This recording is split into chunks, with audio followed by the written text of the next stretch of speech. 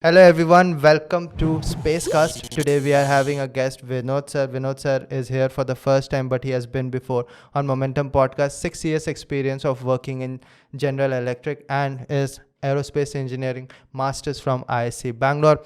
Has huge experience. Also has been a teacher for a long time. So I'm having my pen and paper with me. You better take notes as well because you are going to get a lot of information over here. Sir, welcome to Spacecast. Thank you, Ashish. I am really glad that I am here.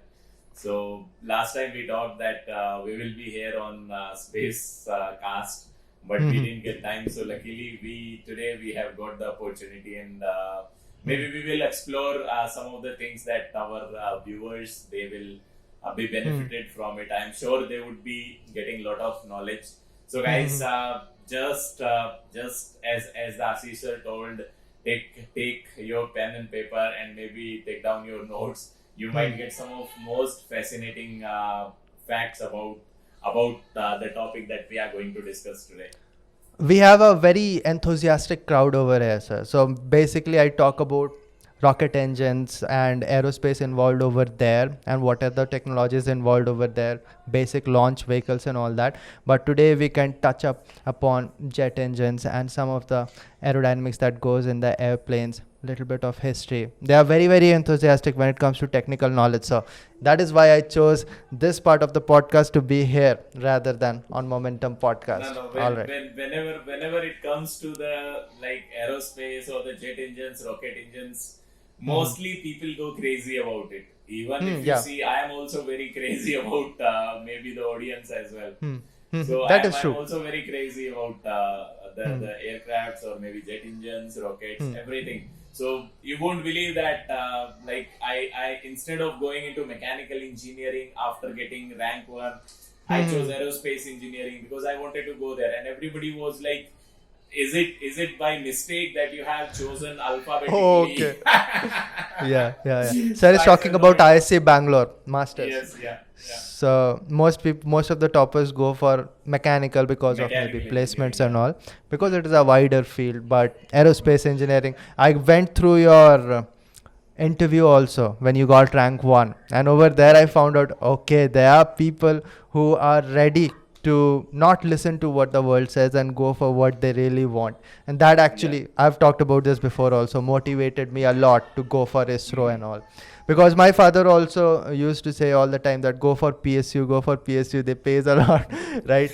But or even when I used to say that I'm going to go for masters even if I get PSU and all, so everyone used to say that no, this is not how the world works, right? But you proved it very well that that is how it will work if you want it to. Okay, so Yes.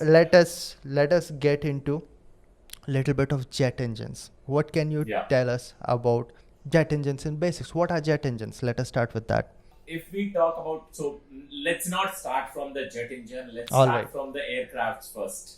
Okay. So when in simple definition, when we talk about an aircraft, so aircraft is something, a machine that goes up in the air, that propels through the air, and it takes you somewhere to some other location. So when you see while this aircraft is moving through the air, if you see simple physics, it demands you to see that there will be basically four type of forces that will be acting on the aircraft. One is the gravity that will be pulling up or the pulling down your aircraft. Then to counter that gravity, there needs to be a lift generated so that it can keep you up in the air. So the gravity has to be balanced by the lift. So that component of the lift is generated by the wings that we see on most of the aircrafts. If we talk about the other two components, when we are getting propelled from one location to another location, so you need some speed, you need some velocity with which you will be moving. So to move in the forward direction, you need some force. That force in the terminology of the aircraft is generally called as thrust. That thrust is generated by your engine. And the fourth component would be the drag. So if something moves through the air, it is going to have some frictional resistance. So that frictional resistance comes because something is moving through the air. And to counter that resistance, basically we provide the thrust. So there are four components that we have whenever any aircraft flies. That is the gravity, the lift, the drag, and the thrust. And the thrust is the major component that is developed by your engines. Yes. So whenever it comes to the thrust, there are two types of engines that mostly develop this thrust. One is the IC engines, which are used to develop this thrust with the help of a propeller. So propeller is something that is simply a fan. It will rotate and it will push the air backward. Once you are pushing something backward, Newton's third law says that you will be yourself pushed in the front direction. So that's what Newton's third law talks about. So whenever the propeller is rotating, it is throwing the air backwards, and in that process, when it is throwing the air backward, itself is getting pushed towards the front. Okay, so that is one mechanism. The second mechanism is just similar to it, but the application about how the propeller is mounted. So propeller is converted into a fan that would be having a scroll casing over it. Okay, so this design is incorporated because there are some intricacies into this.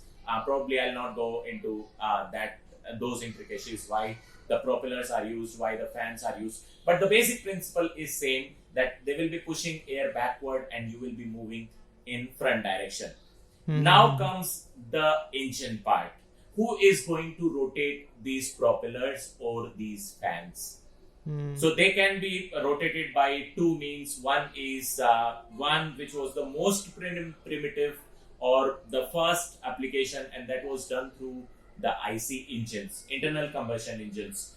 But internal combustion engines had their limitations. They could not go beyond a certain height in atmosphere, because if you see up in above the Earth's surface, if you go around 2 to 2.5 kilometers, the air density reduces significantly. And once the air density has reduced, if you take in some air, if you take some volume of air, there will not be sufficient oxygen to burn the fuel. And if the fuel is not burned, thrust would not be generated, or the power would not be generated that could actually rotate the propeller. Okay, so IC engines were having this limitation, that they could not go beyond a certain limit. So to counter that, jet engines were developed. Jet engines were basically a modification of IC engine. Okay, so the main purpose of IC engine was to rotate the propeller or to produce the shaft power. The same principle was used, or same principle was done with help of jet engines. Jet engines are basically a compressor and a turbine. They are a combination of a compressor and a turbine. The main purpose of compressor is to take in air and compress it. Once we are compressing the air, we are taking a lot of volume of the air from atmosphere, and then we are compressing it to small volume such that we have enough oxygen to burn our fuel. Yeah. Okay, and to run that compressor or to run the shaft, to produce the shaft power, we have a turbine. So basically, jet engines are nothing but it's a small combination of a compressor and a turbine, and in between them there will be a combustor where we would be burning actually some fuel, and that fuel will be used, or that burnt gases would be used to generate power. All right. Just explain me a little thing, that let us say we are using internal combustion engine and it will be in a rotary fashion. So basically a fan will be rotating and it will be pushing the air backward. That's it, right? Whatever Right. air that comes in, and it will be pushing it backward with high amount of force because of rotation. And that's it. Because of that, it will create a thrust in the forward direction. And in the second case, we are doing the same, but we are supplying the compressed air and all. What kind of fuel do we use in these kind of turbine-based engines and compressor-based engines? Mostly the turbine engines, they have a high grade fuel that is either the white kerosene.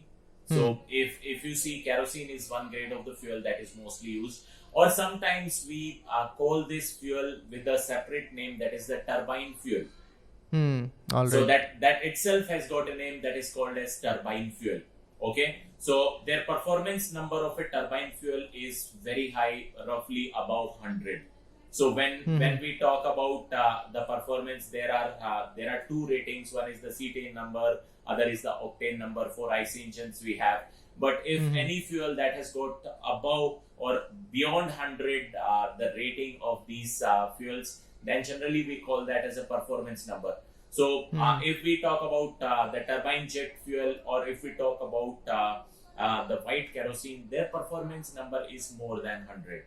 Okay, so these since if we talk about these engines, the air that is getting inside the engine, that would be having very small time to stay inside the combustor, because the air would be moving at Mach numbers corresponding to speed of around 800 kilometers. So the air that comes in inside the engine, that is at very high velocity, that would be reduced to some velocities in the range of 100 meter per second, 200 meter per second. But 100 meter per second velocity in a small combustor of maybe 1 feet size, that is very small time. Okay, you won't even get a fraction of a second. So your fuel should be such that within that period of time, it should release all of its energy. So it should burn like an explosion. And that is the reason why these fuels, which have very good characteristics, that they burn instantaneously, they don't even require some time. The moment you provide them spark, they will explode. So highly volatile fuels. So that's what is the characteristics. Mostly white kerosene or the jet turbine fuel that is used. Nowadays we are also going towards the hybrid fuel, where biodiesel is also demonstrated to be used inside these jet engines. All right. So I think that clears a lot of things about how we counteract drag using the propulsion. Can you explain the principle of lift to counteract gravity? Because a lot of people have this misconception that Bernoulli's principle is working and the velocity of the air above is higher, because of which the pressure above is lower and we get a thrust like this. That is wrong. Is it correct? That is wrong. That is completely wrong. Okay, so to get insight into this, so guys, when we talk about the lift that is generated in an aircraft, so you would be amazed to know, or you would be surprised to know, that it's not the Bernoulli principle that is actually acting to generate the lift. It is the Newton's law. If we talk about the Newton's law, Newton's third law, which is action and reaction. So that is the principle that is basically used to generate lift. So this principle can be simply understood if you are going on a bike. So I hope all of you have a bike. The next time when you sit on a bike, ask your friend to drive that bike. Okay. Once he is driving the bike, you sit on the rear seat and just open your hands like this, so that these make like a wing, or aircraft, like whenever aircraft has a wing, those wings are moved outward.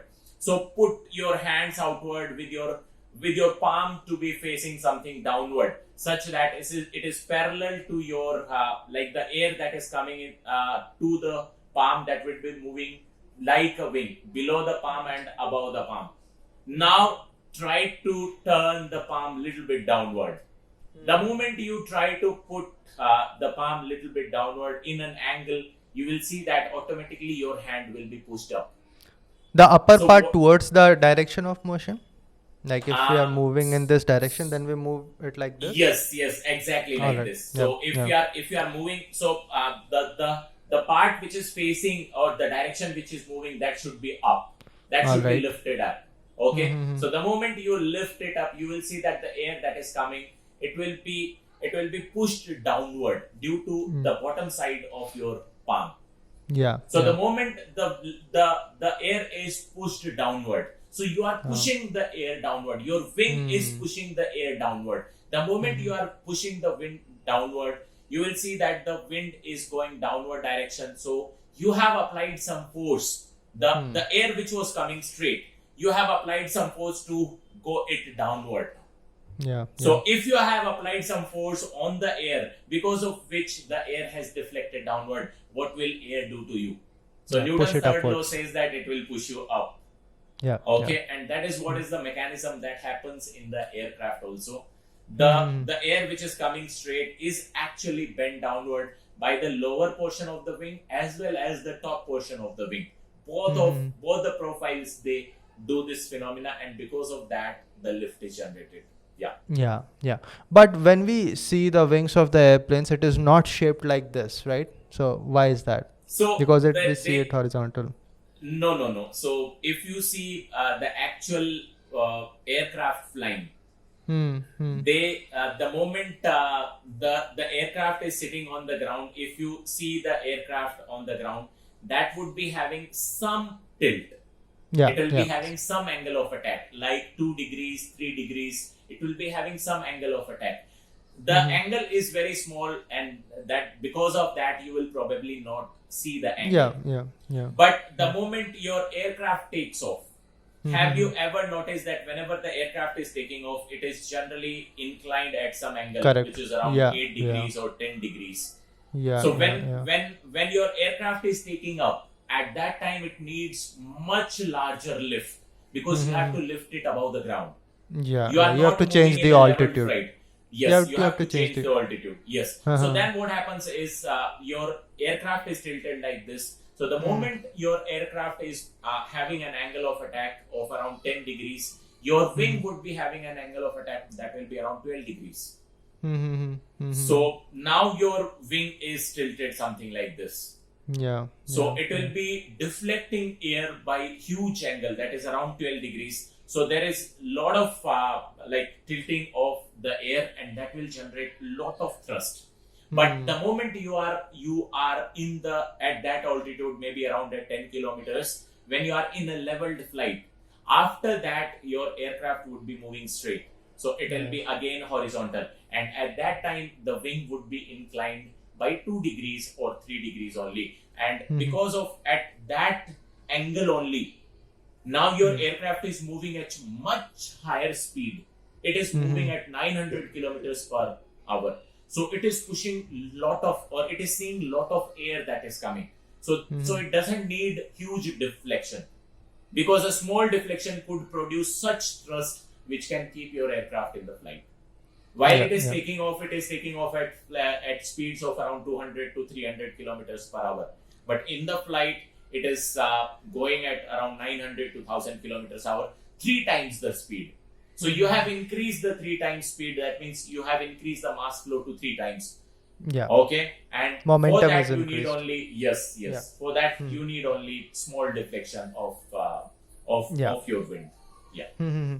So basically, by this angle, what we are doing is that there will be one component which will be in the upward direction, which will be Right. causing the lift. All right. Right. So where does the whole shape of aerofoil comes into the picture? Because legend goes like Wright brothers were trying to make the airplane, but it was not flying. The moment that they figured out about the aerofoil shape, it started to work. How does it come into picture? So basically, the aircraft when or anything that is flying, when the air moves above and below your wing, if you have a simple flat plate, okay, the air would be moving. It would still generate the lift. It doesn't happen that the flat plate would not generate the lift. Yeah. But the main thing that happens is when the flat plates are there, generally the flow can separate.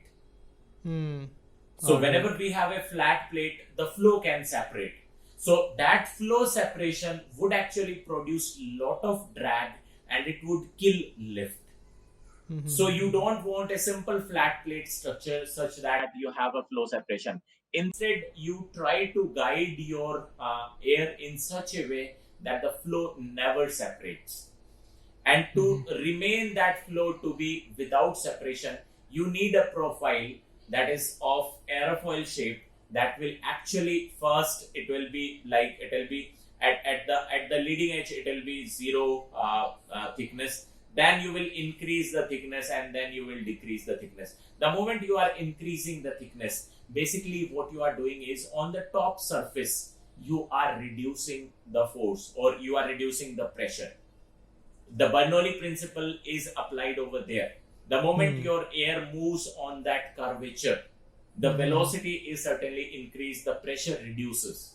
Hmm. Okay, but it is not that it is the only mechanism. It happens till the initial location until the time it is reaching on the top. But after that, once you are reducing the thickness, at that time the flow will again reduce the velocity, and again the pressure would come down. So airfoil shapes are basically required to properly guide your flow such that it never separates. If you don't have an airfoil shape, then the chances of flow separation would be very high. Even at very small angle of attack, maybe around 5 degrees, 7 degrees, your flow can separate. Yeah. And if flow separation happens, then it will not be able to apply the force because the boundary level is having its own vortices over there. Right. So there will be no forces that are applied over there. Yes, that is great that your aerofoil is actually just to prevent the flow separation, and the force that is generated is majorly from Newton's third law. Very few people actually would be knowing about that, and that it is so simple. We always used to think that the answer would be very, very complicated, and honestly I was not knowing about the answer so far. It is pretty simple. Okay, great. Okay, so we are going to get into little bit of materials that are used in these flying objects. All right, whatever that leaves the surface of Earth. What are the general? Aluminium would be a very fast response by a lot of people, but you being in the industry, what can you tell us? So if we talk about the materials, so if you see nowadays the trend is toward going for materials which are light in weight and they have huge strength.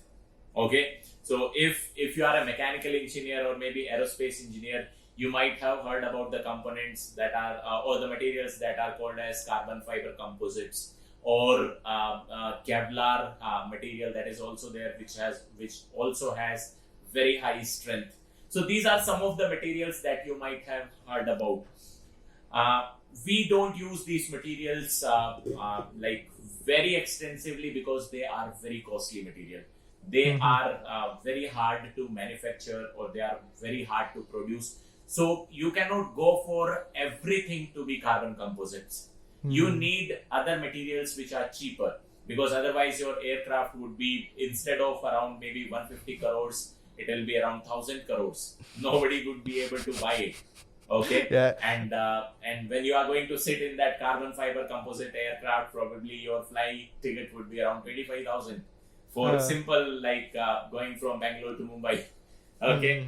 So we cannot afford to do that. So instead of that, we are going for components which are little cheaper, but they have strength which are not as good as carbon composites, but are like around 0.6 times, 0.7 times of those carbon composites. So these are some advanced material, like we use aluminium alloys, aluminium with titanium. These are the two alloys which are used extensively. Titanium has got very good properties or very good strength to weight ratio. Aluminium also has good strength to weight ratio. So these are the two components which are mostly used in the airframe that we see. Okay, there are a lot of iron alloys, steels are also there, but most of these are mostly the titanium and aluminium. And also with them we have lot of plastics which have developed. Okay, so if you see the cabin inside, most of the frame that you see would be the plastic. Okay, because they are lighter in weight, they look good, they are easy to replace, they are cheaper. So these are some of the alloys which are used in the airframe. If we go to the engine is one of the most complex component that we have on aircraft, and for that there are a lot of advanced materials which are manufactured. So if we talk about the combustor has got it's going to see the highest temperatures inside an aircraft engine. Okay, the temperatures inside your combustor could be somewhere in the range of 1500 degrees centigrade to 1800 degrees centigrade, or it could be even higher. So to prevent, we don't have any material that could sustain those high temperatures. Okay, most of the steels or most of the cobalt alloys, cobalt is a very high temperature alloy that is most extensively used, like cobalt based super alloys. we used. Okay. But cobalts also, they can sustain not more than around 1300 to 1400 degrees centigrade. So to come up with the materials, those could sustain 2000 degrees centigrades. Mostly ceramics are the one which are coming up nowadays. So ceramics, as single ceramics, they cannot be used because they are highly brittle materials. They can sustain the temperatures, but they don't have strength. Okay, so to provide that strength, generally ceramics are bonded with metals. So we have ceramic metal composite (CMCs), where one metal would be there, and then on top of that, one ceramic layer would be there. Metal would provide the strength. Ceramics would try to prevent the heat from getting out. So CMCs are being developed. CMCs are still in research phase. We don't have much of the CMCs which are extensively used inside the engines. Still nowadays we see that not much use about the CMCs in the combustor. They are coming up into the picture. Slowly and slowly they will be picking up. So this is one component that we have, one material that we have that is coming up.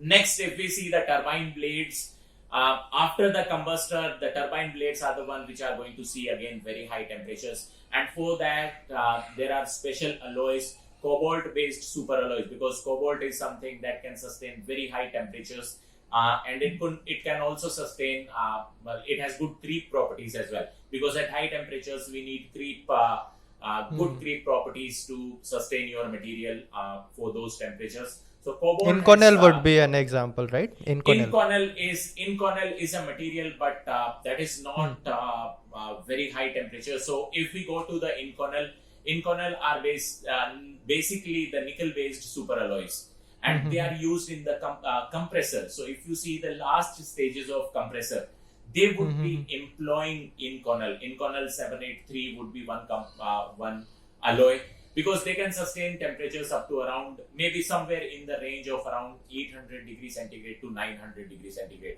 not more than that. If we go above 1000, then we have to certainly go for cobalt-based super alloys. And turbines, they see these temperatures. So certainly we have to go for the cobalt-based super alloys. Apart from Inconel, if you might have heard, Hest alloy is there. That also is having good temperature properties, but that is also limited to around 1000 degrees centigrade. So in compressors, we have Inconel, which are nickel-based super alloys. In turbines, we have cobalt-based super alloys. Tungsten has not been much used because tungsten is very brittle.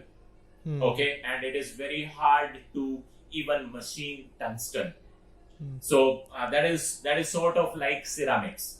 Tungsten have very high melting temperature, but it cannot be used because it is very difficult to machine it.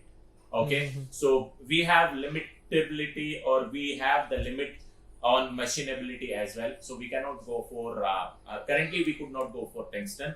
So the best alloys that we have is the cobalt based super alloys. Sir, can you in brief explain what is creep phenomena all about? So if we see the creep, let's say you have a material on which you applied some force. Let's say you have your fan which is hanging from a ceiling. So the rod that is connected to the ceiling, and it is connecting your fan, that is made up of some material. This rod is having some weight attached to it. Now this whole assembly is at let's say room temperature of 25 degrees centigrade. Now if you change these conditions and you make your room go up to, let's say, 500 degrees centigrade or 600 degrees centigrade, you will see that in some time, maybe 1 year, 2 year, 3 year, the rod length would keep on increasing, and your fan would be coming down. You will see that like your fan would be coming down. So at least if it is there for like 30, 40, 50 years, hundreds of years, it will happen. That is what the physics says, right? It will be changing.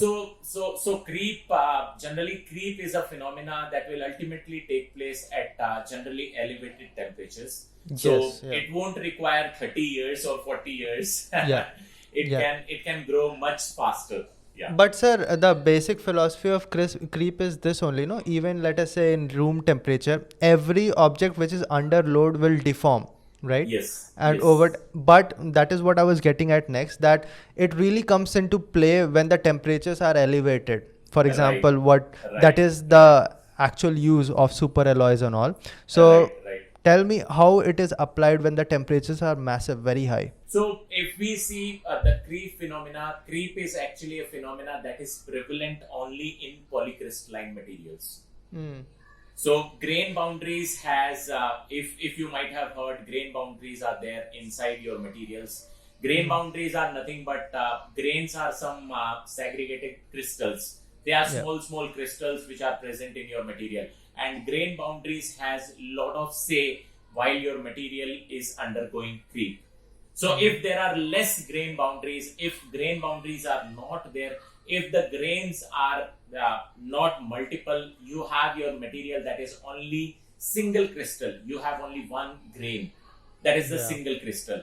So those materials, they have very good creep resistant properties. So if you see the turbine blades, they are mostly made up of single crystal materials.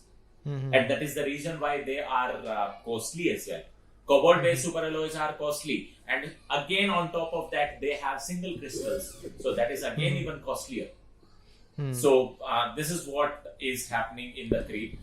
Creep will happen at all the temperatures, but it really elevates at very high temperatures. Let us get into little bit of basic mechanical engineering. This is something that was brewing up in my head only, but I never clarified it with someone like you.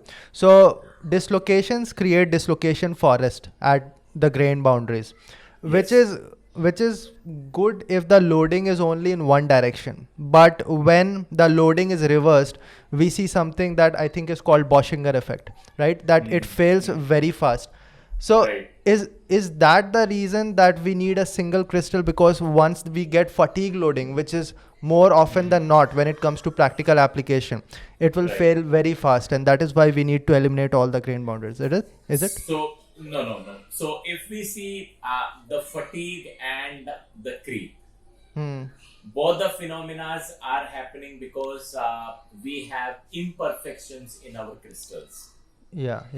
Okay, so whenever grain boundaries are there, grain boundaries are something on those boundaries we see that there is no bonding between the atoms.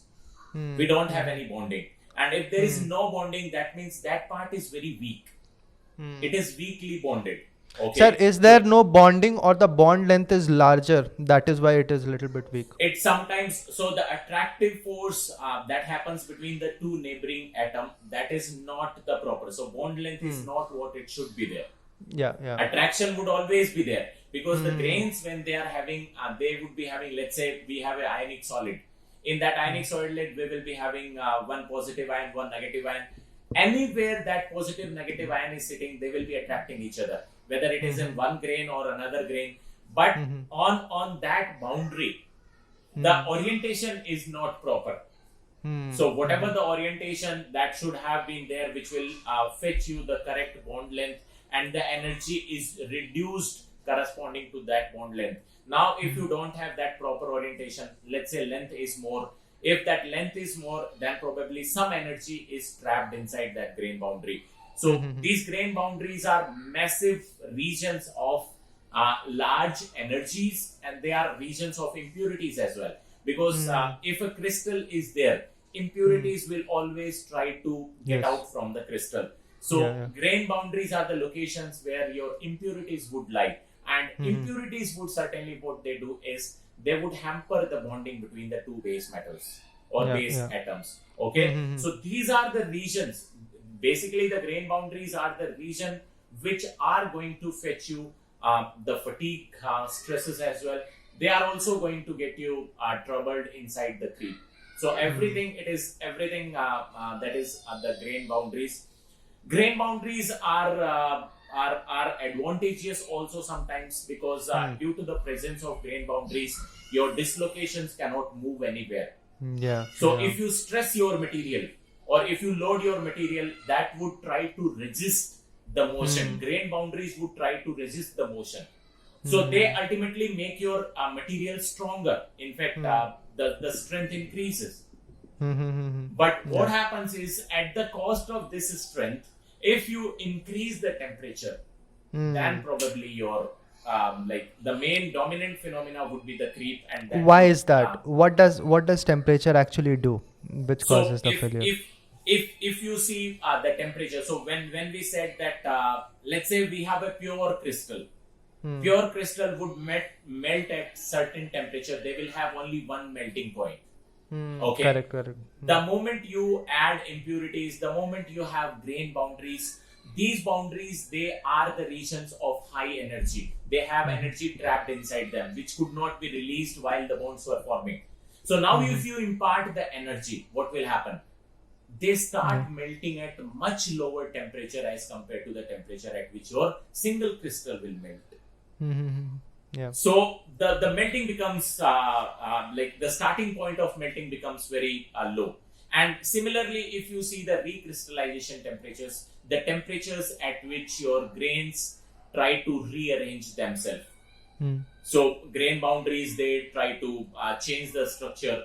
The moment you reach this recrystallization temperature, roughly around 1/3 of the melting point of any material. So if that 1/3 temperature is reached, these grain boundaries, they will try to grow bigger. The crystals would try to rearrange, the atoms would try to rearrange, they will try to make proper contact. So now the grain boundaries would try to grow up. Once the grain boundaries are growing up, it will certainly reduce your strength, because now the dislocations are not there, they are removed. Okay, so your metal can now it can distort, it can now shear. The grain boundaries which were preventing it, now they can distort. So your material strength would be reducing. Okay, but at the same time, your creep phenomena which is happening due to grain boundaries, since the grain boundaries are going away, the creep would be sustained, or the temperatures at which your this material would melt would be now increased. Okay, so they both work in somewhat opposite to each other, inversely proportional to each other. Some in layman's term we can say like that. If grain boundaries are more, the strength of the material would be more. That this is what actually we do in case of the heat treatment that we do, or the hardening that we do. So the core of the material, that is purely, it is without any grain boundaries or without any defects. Okay, so it is a coarse grain. That coarse grain would not be having any grain boundaries, and on top of that we add some materials and we cool them. We create the grains, we create the dislocations. So more the number of dislocations, the strength of that region is very high, and the material is again very high. All So right. the So case is hardened. Yeah. let us take an example of turbine blade. So now we are having single crystal structure, super alloys. Yeah. So how does it get structural strength, or the structural strength is not that much required over there? No. So now if you see as compared to the grains, the single grain would be having much larger strength. All right. If we see the single crystals, the strength of single crystal, like if you see at what ultimate tensile strength single crystal will break, that strength is much higher as compared to your polycrystalline material. We are only talking about when we talk about the dislocations, or when the material is stretching. Maybe your single crystal material would stretch more. It would stretch more. It will not break. Yeah. It will have more elongation. Young's modulus might be lower. Okay, so that would be lower, but your material could sustain larger, your material with the single crystal, it can go for a larger deformations. Your polycrystalline material would not go and deform much. The moment it tries to deform much, it will break. But single crystals, they will not. All right. Yeah, because for a material to fail and to reach the ultimate stress, that actually also requires the movement of dislocation only, right? Right. And when it comes to superalloy, is it safe to say that it is having zero dislocations in it, or zero impurities? Superalloys, no. There are still Most some. of the time, when we are talking only about the turbine blades, generally they have very low dislocations. Okay, single crystals, they have almost none, very few. Though it is not possible to make a perfect alloy, but they will be having very few dislocations. They will be present, but very few. If we talk about the other materials, so let's say we are not talking about only the blade of a turbine. Let's say we are going to the compressor blades. There, the super alloys are there. There we can go for forgings. Okay, forging creates dislocation. Forging creates finer grain boundaries, and those increases the strength of your material. So when we say a simple casted material and when we say a forged material would be having much better properties as compared to the simple casting. Yeah. Okay, and the only difference between the casting and the forging is that casting have coarse grain, forgings have very fine grains. So very fine grain structures, they resist any movement, they resist any dislocation movement. Okay, so if something is resisting your movement, that means your strength is high. Correct. Yeah. All right. So we have learned about a lot of different materials. So there are super alloys used. Where are the carbon fibers and all? Are they used in engines, and are they used at some part in the vehicles? So I'll tell you. So if you see, if most of you might have seen the new aircraft engines, if you might have seen them, if you see the picture, you will see that the fan of the aircraft, that will be having a black structure, and on top of that there will be a small layer that is shiny structure. If you might have seen that. So if you see that the fan, the leading edge of the fan is mostly made of titanium, and the rear part, the 90% of the region that you see the black, that is the carbon composites. So fans are very heavy components. So one blade of fan could be as heavy as 25 kgs. Okay, so to rotate that mass at when the fan is rotating at, let's say, 2700 rpm. So now we are going towards bigger and bigger fans. So once the fans are growing bigger, the size is growing bigger, the weight or the mass is growing bigger, and the centrifugal stresses are growing bigger. And to counteract those stresses, you basically need lighter materials. And because of that, we have moved from pure metal fan blades to the composite fan blades, where the rear part is the carbon fiber composite and the tip of the fan is basically the titanium. So the tip has also got very specific purpose, that why only the tip or the leading edge is made of titanium or the metal, and the rear part is the carbon composite. So that is basically to prevent your engine failure in case there is a bird strike. So if you might have seen the movie The Sully, where the bird strike was there and the aircraft was landed onto the river. Okay, Tom Hanks movie is there. So generally when the aircrafts take off or while they are landing, there are maybe birds which are flying. They don't notice it and they get into the engine. The moment the birds strike, bird is nothing but a small mass or it's a small weight. And when your aircraft is moving at, let's say, 300 kilometers per hour or 400 kilometers per hour, the birds can have significant amount of impact on the fan. And if there is only a carbon composite, they are not very tough materials. They cannot sustain these impact loadings. They will break.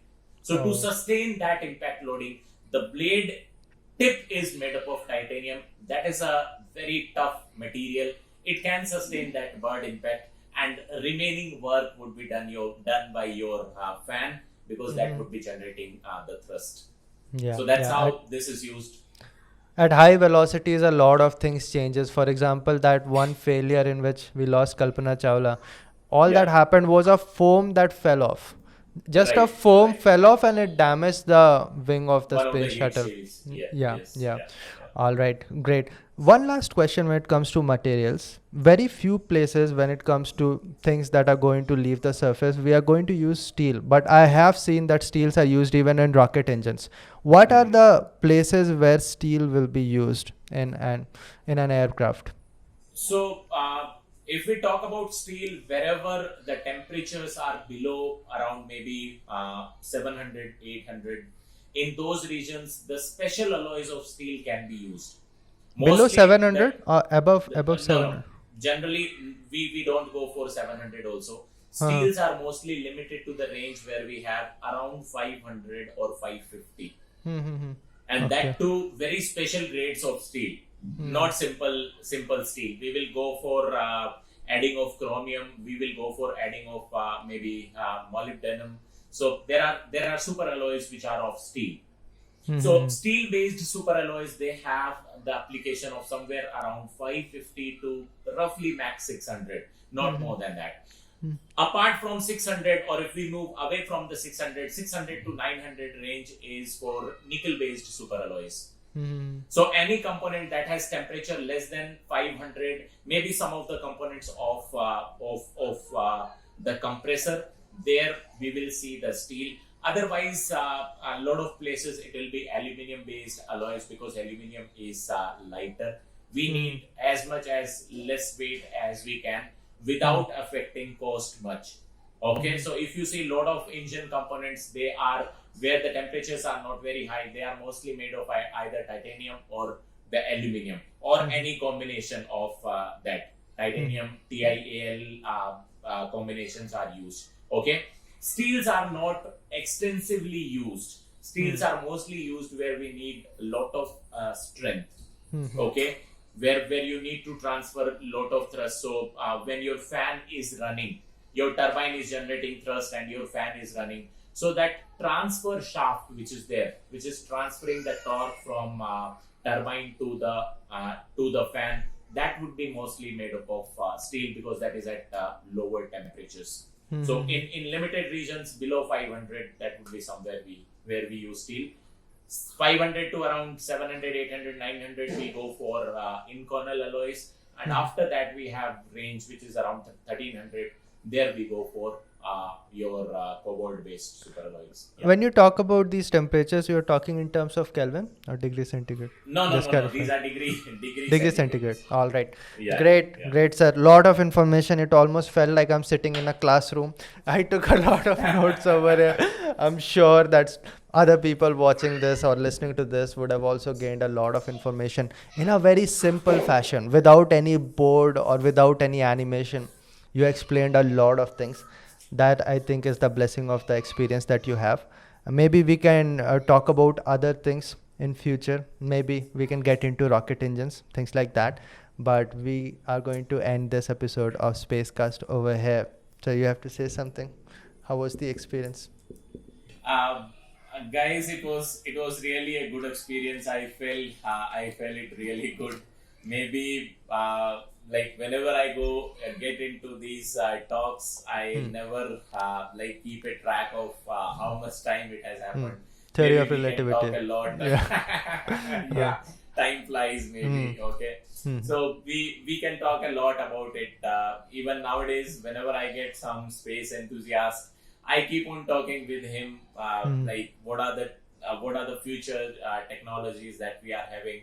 What is the future research that is going to come, or how would the world look like maybe after 30 years or 50 years, or maybe in near future when we talk about SpaceX is the one giant which is talking about a lot of they are in fact widening our horizons of thinking as well. So setting up a colony on Mars is something that is really out of the box. People have thought about it, but to put it into the practical knowledge, that is something like very, very good steps that can happen. So, guys, it's a lot of good motivation for me as well when I speak on this. What I share my knowledge, whatever I have, maybe I have gained in last 7 to 8 years, and then I also try to listen or find the people, those who can enrich me more on this. Even nowadays, whenever I watch any movie, I always try to go for a series that is something related to the space. So once it gets inside your body, you can never take out the space out. Maybe. Matter of fact, the questions that raise are more than the questions that got answered in this session as well. So, Yes. these things can never actually end, and that is the beauty of engineering in any field that you go, or science in general. There are a lot of things that you're curious about, and you can always learn more. Right, you should definitely go through the comment section of this podcast. You will find a lot of interesting questions over there as well. If you get time, answer that. I'll certainly be going through everyone. I will try, Ashish. Like, it's a good experience, and I would love to hear the comments. If any particular comment I'm not able to answer that, maybe guys you can repost it. It might happen that there are a lot of comments, and I might have not seen that, so you can try to repost it. Or if there is any if you are not getting any response from me, then Ashish is certainly the best person who can answer. No, I'm definitely going to go through everyone, and I'm going to respond to everyone. So guys, if you have any questions, further suggestions for next podcast, I'm sure that sir will be here again, so you can suggest it down in the comment section. We can do it again, sir, sometime. Yeah, sure, Ashish. Good luck. All right. Thank you, guys. That's about it. Thanks for being over here for Spacecast. We are going to meet again next week. That's about it. See you next time. Bye. सुबह के 10 बजे से लेके 2 बजे तक बस यहाँ